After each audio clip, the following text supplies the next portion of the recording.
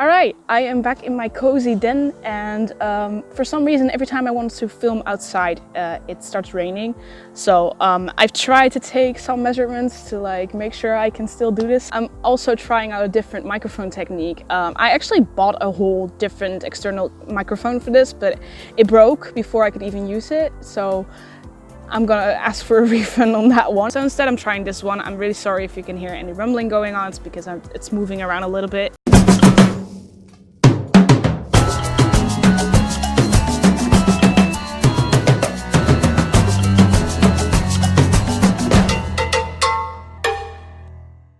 Hi guys, welcome back to my Therian territory. You may call me Thorn. And in today's video, I actually wanted to talk about autumn because it has just arrived. I am so happy about it. I totally love the fall season and any cooler season, to be honest, like the winter seasons and around Halloween and Christmas and stuff. It's just, oh, I love it so much. I love the aesthetic and everything. But today I actually want to talk about seasonal changes that Therians may experience, because did you know that most Therians tend to feel more shifty around autumn or winter? There's a big chance that you yourself have experienced this, that with the cooler weathers you somehow feel more shifty. And there's actually a couple of factors as to why this is happening, and I'm here to explain them all. And I also have some tips on what you can do during colder weathers as a Therian. So I've noticed 3 factors as to why us Therians experience more shiftiness or more connection to the stereotype around colder weather. First factor being that us humans are also very seasonal beings. We get affected by seasons very greatly. Our hormones start changing,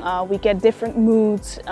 There's also something called a seasonal affective disorder, so that you get a little depressed during winter, for example. So we greatly get affected by seasons in general. So that might surely be a factor, but not only humans, but also animals experience seasonality. And basically anything that animals can experience can also be experienced by Therians. So the seasonality that are specific to animals may also be something that we experience in our Theriantopy. Factor 2 as to why we feel more connection to our stereotypes during specific seasons is of course due to our habitat. When the world around you and the weather starts to align your habitat a bit more, it's very common for Therians to experience more shiftiness because of it. It is the main reason why we look up things that are like our stereotypes. It's just, it makes us feel more connected. So when the weather does that for us, yeah, it's gonna make us more shifty. And the third factor are more of the other factors that are kind of depending per person, of course. During colder weathers, us humans have to put more effort into surviving, as in we have to fight the cold, we have to eat better, etc. Therefore, that surviving feeling may feel a little more as if you are surviving as your stereotype instead. This is actually a common occurrence that I have noticed with a lot of Therians that I have talked to.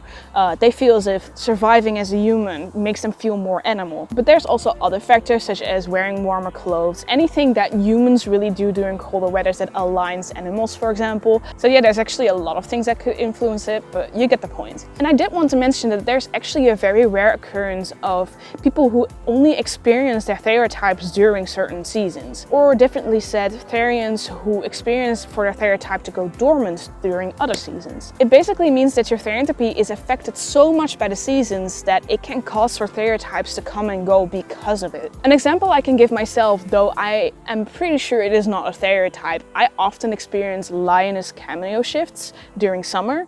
And this is a frequently occurring thing for me. Every time I feel the summer breeze and I feel anything summer-ish, I just feel like a lioness for some reason. I get a lot of lioness shifts. This includes bilocational shifts and mental shifts, phantom shifts, and so forth. So it's pretty crazy to me. Although I'm not actually sure if it's a stereotype, it just feels like an experience that is very, very connected to a specific season. And then there's another occurrence that might be a little more frequently seen in the Therian community than the other rare occurrence that I just mentioned, which is for polytherians specifically. A lot of polytherians may experience for one stereotype to be more dominant during specific season and then the other stereotype to become more dominant during the other seasons. I also, of course, experience 2 stereotypes, one of which is more used to colder weathers and the other one being used to more warmer weathers. However, I don't personally experience this. My wolf stereotype will always remain the more dominant stereotype, but I do certainly notice that during warmer weathers I get more shifts for my betta fish stereotype, even though it's not more dominant than my wolf stereotype. Now of course, because the official fall season has arrived, I want to give some tips and tricks as to what you can do as a Therian during the colder weathers. These tips are mainly for Therians who actually do experience a stereotype that is used to colder weathers. So if you have like an African stereotype, for example, this might not exactly be for you, but of course you could still try. The first one being dress as your stereotype. During the colder weathers, of course, animals who possess fur will of course get more fur and a lot thicker fur, and they will get their own winter coat. You could try to alternate your wardrobe in such a way that it kind of represents that winter coat. For example, there are a lot of gloves out there that have like furry patches on top, or that are fully furry. That's also possible.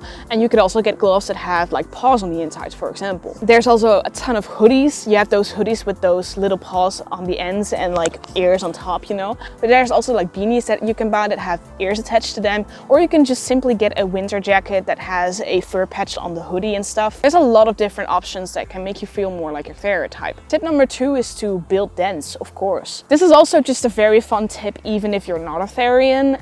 It's very fun to make your own little cozy place during the colder weathers, because then you can just retreat there and just have a really great time there. Again, in the video in which I explain 15 ways to connect with your stereotype, you can either make it outside or inside. But if you really want it to be warm and cozy, of course I do recommend to make it inside in that case.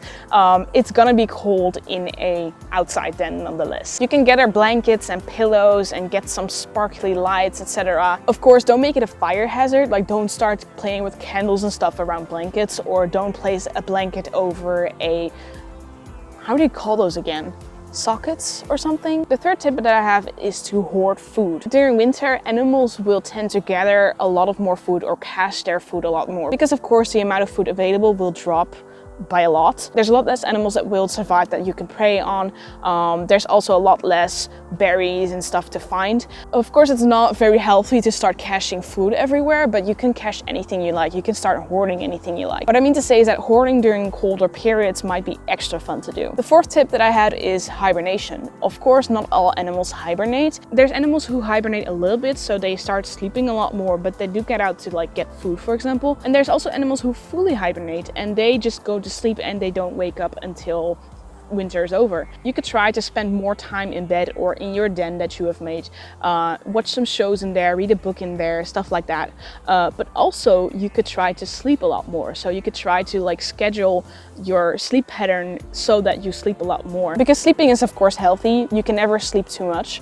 Of course you can kind of sleep too much. But my point is that you can feel a lot better just because you get a little more sleep. And it may feel a bit more connected to your stereotype. The fifth tip I have is mainly for certain types of birds, certain types of deer, but also caribou, but even whales and certain types of fishes. What they do, of course, is going south and looking at warmer places. So what you can do to kind of represent this is take a lot of long hikes, go out, hike a lot, kind of to give that sense of feeling of like I'm going somewhere and I'm going to find my warmth. And of course, look up warm places, go to cafes, go to libraries, go to places that kind of give you that warm feeling. You could also combine those two, so you take a long hike towards a very warm place that may feel kind of connecting to you. The last tip, of course, is mainly for animals who actually go underwater to find warmer places, such as frogs and turtles.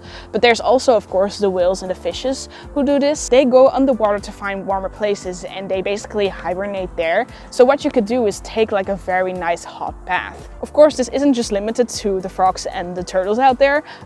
You as a wolf or a mountain lion or whatever could also do this if you prefer. But of course, it's especially connecting to those who seek out warmer places underwater. Well, I really hope you guys enjoyed this topic. I may surely make a related video for warmer periods of times for the Therians who have stereotypes from Africa or from the rainforest, for example. But for now, I'm going to really enjoy the colder weather, so that will be a video for probably around spring.